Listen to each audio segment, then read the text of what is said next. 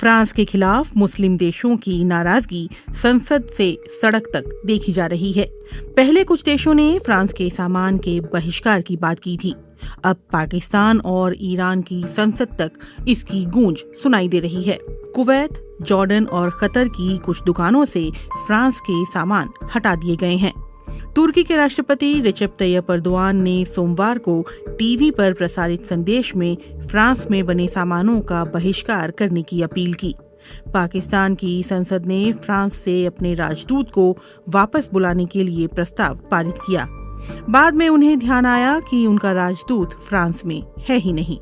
इससे पहले पाकिस्तान के प्रधानमंत्री इमरान खान ने रविवार को एक ट्वीट में फ्रांस के राष्ट्रपति पर इस्लाम पर हमला करने के आरोप लगाए थे।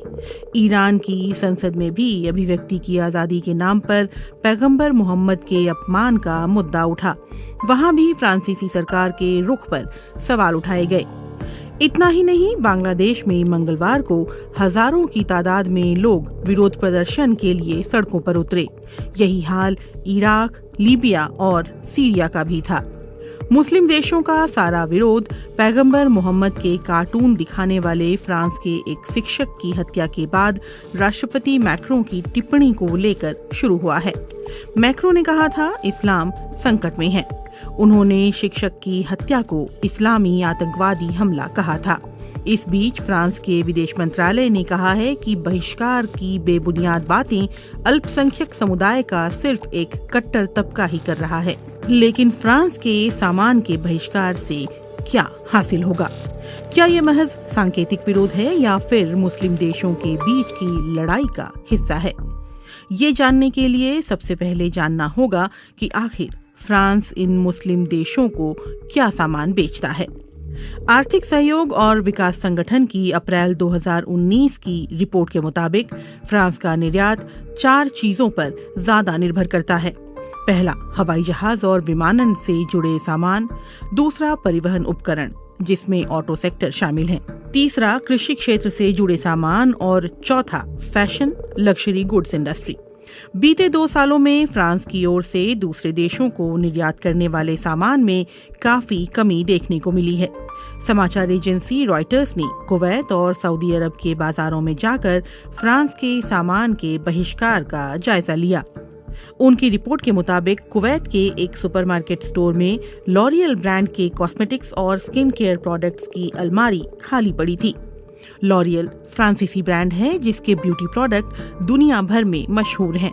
मध्य पूर्व के देशों और अफ्रीका को मिलाकर लॉरियल और दूसरे फ्रांसीसी फैशन ब्रांड्स का कुल कारोबार मात्र 2% के आसपास है। उसी तरह फ्रांसीसी supermarket chain Carrefour Pakistan, Bahrain, Saudi Arab के साथ कई दूसरे मुस्लिम देशों में मौजूद है। सऊदी अरब में फ्रांसीसी सुपरमार्केट चेन कार्फुअर के बहिष्कार की बात सोशल मीडिया पर सोमवार को खूब ट्रेंड भी कर रही थी। लेकिन उनके 2 स्टोर जिनका रॉयटर्स ने जायजा लिया, वहां काम रोज की तरह ही चल रहा था। फ्रांस में कार्फुअर कंपनी के प्रवक्ता ने कहा कि अभी तक उनके मार्केट चेन पर बहिष्कार का कोई असर इन देशों में देखने को नहीं मिला है। कृषि उत्पादों में फ्रांस सबसे ज्यादा गेहूं निर्यात करता है। फ्रांस के कुल अनाज निर्यात का 3% मुस्लिम देशों को जाता है, जिनमें ज्यादातर उत्तर अफ्रीका के मुस्लिम देश हैं। इसके अलावा फ्रांस वाइन भी निर्यात करता है, लेकिन मुस्लिम देशों में इसकी खपत ना के बराबर है। ऊर्जा के क्षेत्र में फ्रांस की कंपनी टोटल की अपनी अलग पहचान है। पाकिस्तान, बांग्लादेश, तुर्की, सऊदी अरब और दूसरे खाड़ी देशों में पेट्रोलियम प्रोडक्ट का इनका काम चलता है। रक्षा क्षेत्र में प्राइवेट जेट और रफाल जैसे लड़ाकू विमान फ्रांस, सऊदी अरब, कतर, तुर्की, यूएई जैसे देशों को भी बेचता है। अगर फ्रांस के सामान के बहिष्कार की बात हो रही है तो इन सभी सेक्टर पर आने वाले दिनों में इसका असर देखने को मिल सकता है। फ्रांस की अर्थव्यवस्था के जानकार और IRIS संस्थान में research associate professor John Joseph Boillot कहते हैं कि इस तरह के बॉयकॉट से फ्रांस को फौरी तौर पर नुकसान नहीं होगा। वो इसके पीछे तर्क भी देते हैं। वो कहते हैं, पहली बात, डिफेंस सेक्टर में फ्रांस जो निर्यात करता है वो सबसे अहम है, लेकिन मध्य पूर्व के मुस्लिम देश फिलहाल आपस में लड़ रहे हैं। उन्हें इन सामानों की जब जब जरूरत पड़ेगी वो जरूर खरीदेंगे, इसलिए डिफेंस सेक्टर पर ज्यादा असर नहीं पड़ने वाला। दूसरी वजह है कि लग्जरी ब्रांड और कृषि क्षेत्र में फ्रांस के ज्यादातर ग्राहक मुस्लिम देश नहीं हैं। लेकिन प्रोफेसर जॉन जोसेफ ये भी कहते हैं कि बड़े अंतराल में फ्रांस की सेकुलर छवि को इस बॉयकॉट की वजह से नुकसान जरूर पहुंच सकता है। हालांकि फ्रांस के व्यापार मंत्री फ्रैंक राइस्टर के मुताबिक बहिष्कार अभियान के प्रभाव के आंकड़ों के बारे में अभी अंदाजा लगाना जल्दबाजी होगी, लेकिन इतना तय है कि इसका असर सीमित है और कृषि क्षेत्र के निर्यात पर ही पड़ने की संभावना है। फ्रांस के लोकल रेडियो चैनल को दिए इंटरव्यू में वहां के व्यापार मंत्री ने स्पष्ट किया कि वो तुर्की के खिलाफ ऐसा कोई कदम नहीं उठाने वाले हैं। साथ ही उन्होंने तुर्की के राष्ट्रपति के फ्रांस के सामान के बहिष्कार वाले बयान की आलोचना भी की। ये तो हुई अर्थव्यवस्था पर असर की बात, लेकिन यहाँ मुस्लिम देशों के आपसी रिश्तों के बारे में भी जानना जरूरी है। बीबीसी की एक रिपोर्ट के मुताबिक पश्चिमी यूरोप में सबसे ज्यादा मुसलमान फ्रांस में ही रहते हैं। फ्रांस में तकरीबन 50 लाख मुस्लिम आबादी है। जवाहरलाल नेहरू विश्वविद्यालय में स्कूल ऑफ इंटरनेशनल स्टडी के डीन अश्विनी महापात्रा कहते हैं कि फ्रांस में रहने वाले ज्यादातर मुसलमान उत्तरी अफ्रीका के हैं, जो अल्जीरिया, मोरक्को और ट्यूनीशिया से आए हैं। वो ये भी मानते हैं कि सामान के बहिष्कार की मुस्लिम देशों की अपील आर्थिक नुकसान पहुंचाने के इरादे से कम और सांकेतिक ज्यादा है।